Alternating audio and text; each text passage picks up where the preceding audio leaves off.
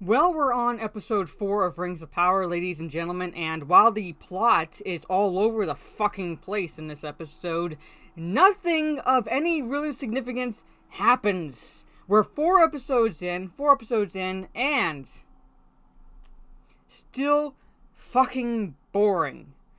I'm not engaged really with any of the characters, but really they are in name only, and the non-canonical characters have fucking yet to at all elicit any real emotion within me, but it is what it is. Hello, this is Mara J, and I'm back with another video, and like I said, the plot is all over the place. It goes among three locations, pretty much. Numenor, the Southlands, and, Eregion, essentially, but mainly Khazad-dûm, because we're back to seeing Elrond and Prince Durin. Again, the lore breaking there, because there would never be two Durins at the same time. But it is what it is, pretty much. Find out what Durin essentially has been hiding from Celebrimbor and Elrond, and touching just on minor spoilers, but it really doesn't alter anything with the fucking plot. It doesn't really move the plot along, so to speak. It's really just member berries, and I've had a feeling it was it, because it could not be the Arkenstone. That would not have been found in Khazad-dûm, and God forbid it better not fucking be any Cimmerals, because that would be fucking lore breaking, but I wouldn't put it past the showrunners. But I had a feeling it was Mithril, and I was correct, pretty much. That's what Durin's essentially been hiding, Mithril. And for those who have not read the books, but it's maybe seen the first movie in the Lord of the Rings trilogy, Fellowship of the Ring, knows what Mithril is like. It's lighter than silk, but harder than iron, as described by Durin in this episode, pretty much, and it's used for the chainmail of sorts. Bilbo gifts to Frodo when Frodo's in Rivendell, and then Bilbo had been gifted that by the dwarves as part of his journeys in The Hobbit, and so forth. So we know how strong, if you've seen that movie, we know how strong Mithril is and so forth, but really it's just there for member berries, so forth. You remember this? The dwarves, they were dug too greedily and too deep, essentially. Nudge, nudge, wink, wink. But there it is. Again, taking away the fact that Celebrimbor is actually a friend of the dwarves, so they give that to Elrond, which makes absolutely no sense. But it is what it is. And that's all. That's all it really fucking amounts to, essentially, and that is discovering that they've discovered Mithril, and that both Durin and his father don't really trust the elves still, particularly Gil-galad. They don't really believe that he has no ill intentions whatsoever, pretty much. And that's about all it amounts to. With those characters. So nothing really moves forward in this episode, at least. According to one scene with Durin and his father, Durin mentions he's been invited to Lindon. So we'll see where that goes. Again. All I can fucking do is this. Alright, but anyway, that's all it amounts to with Elrond and Durin, pretty much. Then, one of the locations, again, is Numenor, where we see there's a Tempest in Me, Galadriel Karen, once again, she's trying to elicit the aid from Muriel, to basically combine forces, Numenorians, with the elves, to go against Sauron, because Galadriel, in name only, still fucking believes that Sauron's out there, and while those of us who do know the lore know this to be true, she's given no one any indication whatsoever that there's any proof. Just her fucking feminine intuition, pretty much. And if I were Muriel, I'd been like, alright, proof, give me evidence, and so forth. And the only really evidence that Muriel has, which kind of turns her into a little bit of a Denethor of sorts, surrounding a certain object shown in one of the teasers or trailers or so forth, pretty much.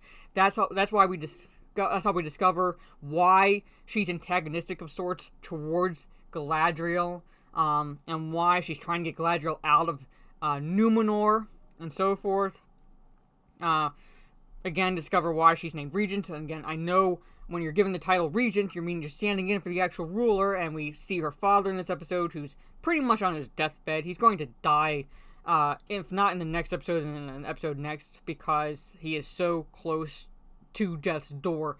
Literally, he's bedridden.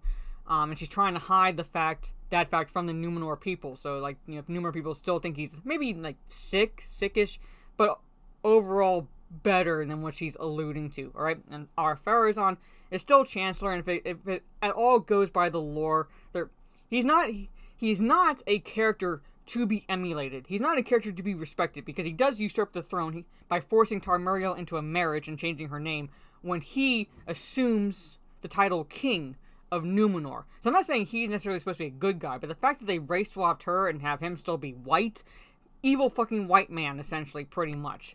But he's going to usurp the throne at some point, because the king is going to die, and Ar-Pharazôn is going to become the 25th king of Numenor. They also give Ar-Pharazôn a non-canonical son. Ar-Pharazôn never had a son. They created this character entirely for the series, much like they created the character, can't remember her name, really, but Isildur's sister, because Isildur never had a sister.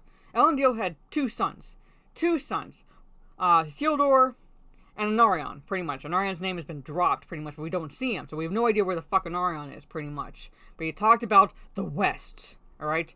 The real Numenor. And what could the fucking West be at this point? Really? Really? Fucking really? But anyway, Isildur is still being called by the sea. He wants to be a sailor. He doesn't want to be part of the cadets.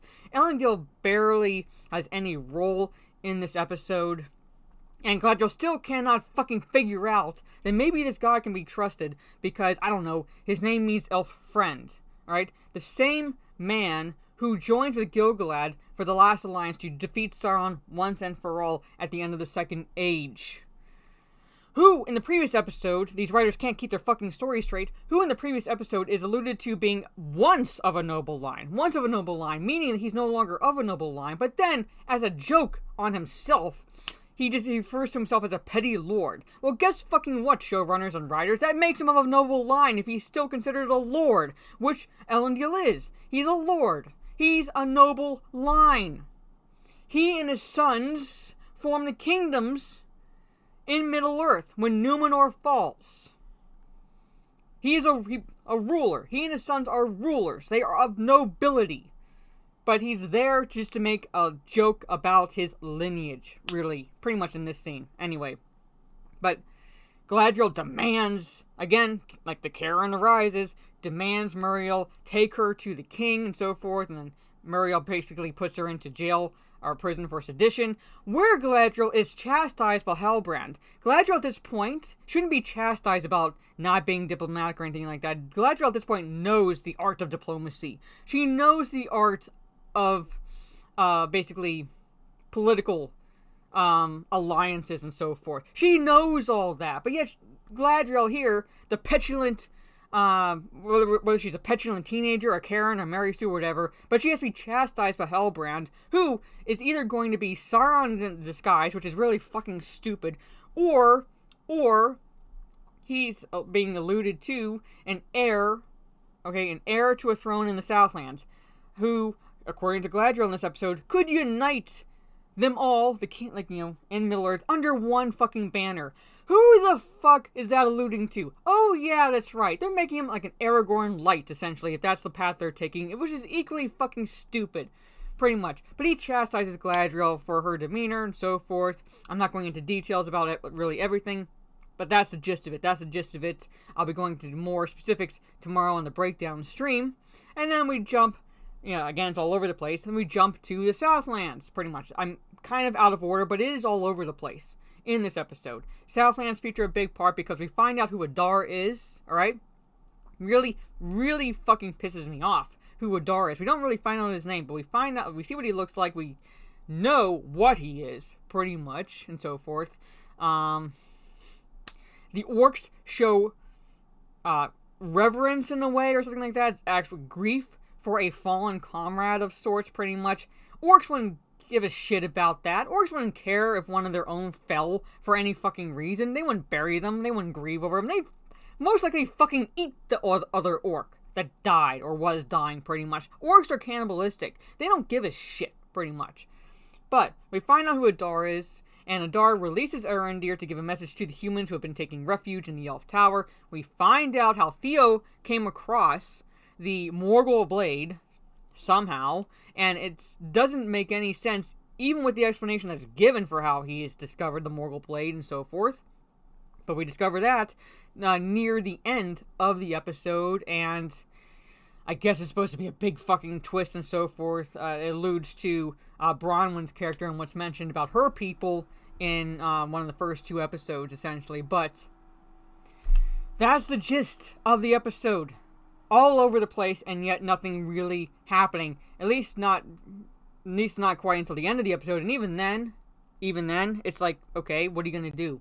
What are you gonna do? Your timeline is so fucking skewed, you're all over the place, because it wouldn't be happening now. It wouldn't be fucking happening now, but they're doing it. They're fucking doing it. So there it is. But those are my thoughts on episode 4 for Rings of Power. And like I said, I'll be going into more detail tomorrow around 4 p.m. Eastern on this channel for a breakdown stream with maybe a guest or 2. We'll see. But for the most part, I'll be giving my more in-depth thoughts on this. But at any rate, if you've been watching this series so far, what are your thoughts on these episodes? Do you like them? Do you not like them? Are you in the middle? I'm not going to ask how anybody's watching them, but I'm pretty fucking confident that Amazon's fudging the numbers.